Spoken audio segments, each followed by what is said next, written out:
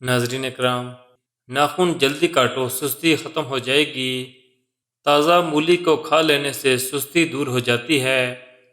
زیادہ ٹھنڈے پانی سے نہانے سے جسمانی تھکاوٹ میں اضافہ ہوتا ہے۔ زیادہ نیند آنے کا مسئلہ ہو تو ادرک والا پانی پی لیا کرو۔ شلجم کچا کھاؤ، دماغ اور نظر تیز ہوگی۔ اگر آپ کو پیٹ کا درد ہے تو پودینے کے پتے چبا لیں۔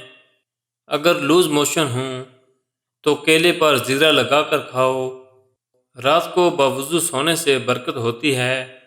زیادہ پانی پینے والا ہمیشہ طاقتور اور توانا رہتا ہے۔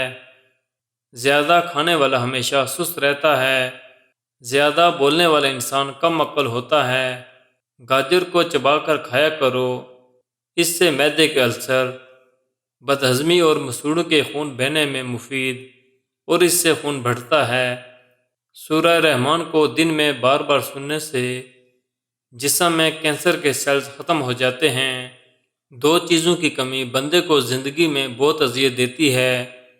ایک رات کی نیند پوری نہ ہو تو چہرہ بگڑتا ہے، اور من پسند ساتھی زندگی میں نہ ہو تو زندگی کا مزہ خراب ہوتا ہے۔ کچی روٹی مت کھائیں، یہ آپ کو بیمار کر سکتی ہے۔ کچا پیاز کھاؤ، دل کی دھڑکن بہتر ہوگی۔ جو خواتین بالوں کو کالے اور گھنے رکھنا چاہتی ہیں وہ نہانے کے بعد بالوں میں ناریل کا تیل لگایا کریں، بال کمزور نہیں ہوں گے۔ ایلو ویرا میں ہلدی ملا کر چہرے پر لگا لو، داغ دور ہو جائیں گے۔ پاؤں کے بل بیٹھ کر کوئی کام نہ کریں، اس سے آپ کی نظر کمزور ہوگی۔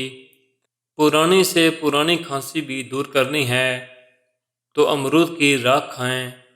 اگر ماہواری کے ایام میں ٹانگوں اور پیٹ میں درد ہو تو ادرک اور نیم کے پتوں کا رس ملاؤ اور پی جاؤ، فوری آرام آ جائے گا۔ اگر آپ کو جسم کا درد ہو تو روزانہ رات کو 10 عدد بادام گری بھگو دو، نہار منہ کھا لو، چند دنوں میں توانا ہو جاؤ گے۔